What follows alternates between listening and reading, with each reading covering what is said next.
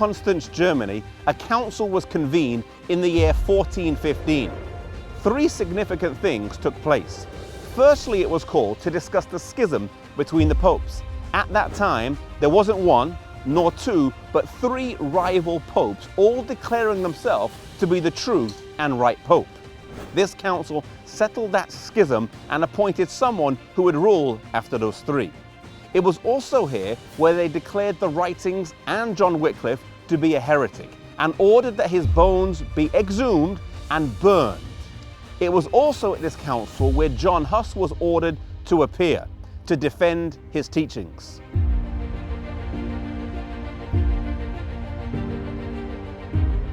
When Huss left for Constance, he said goodbye to his friends as if he wasn't going to see them again, even though he had a letter of safe passage from the emperor and the pope. Soon after arriving here in Constance, by order of the pope and the cardinals, he was thrust into prison. This building behind me, though today a nice hotel, was one of the places used to imprison John Huss whilst he was here in Constance. The trial of Huss took place here in Constance in the Munster. It is said that he sat on aisle 24. He was asked if he wanted to recant, to which he said he would prefer death over recantation. He was thrown back in prison and brought back here again, and the last time he spoke at the trial, he fixed his eyes on the emperor and said that he had traveled here under his own free will and under the public protection of the emperor sat here. It is said that when everyone's eyes turned on Sigismund, that his face turned crimson red.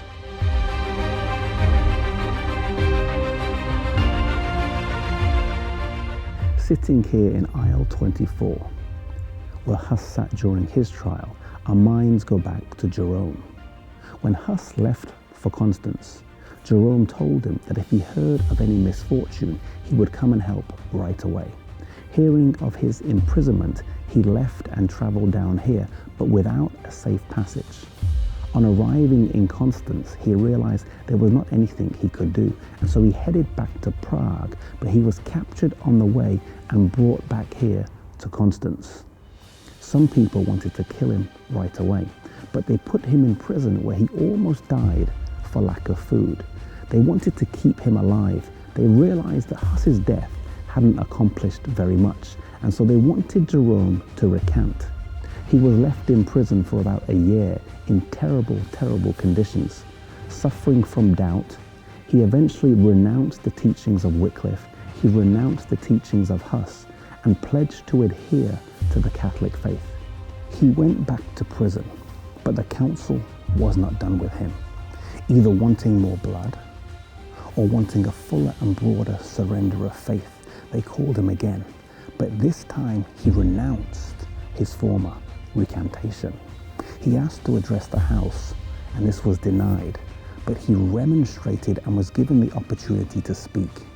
He stood up and pledged his support of Huss and the influence he had had on his life, and he went on to say, "Of all the sins that I have committed since my youth, none weighs so heavily on my mind and caused me such poignant remorse as that which I committed in this fatal place, when I approved of the iniquitous sentence rendered against Wycliffe and against the holy martyr John Huss, my master and my friend. Yes, I confess it from my heart and declare with horror that I disgracefully quailed when through a dread of death I condemned their doctrines. I therefore supplicate Almighty God to pardon me my sins, and this one in particular, the most heinous of all."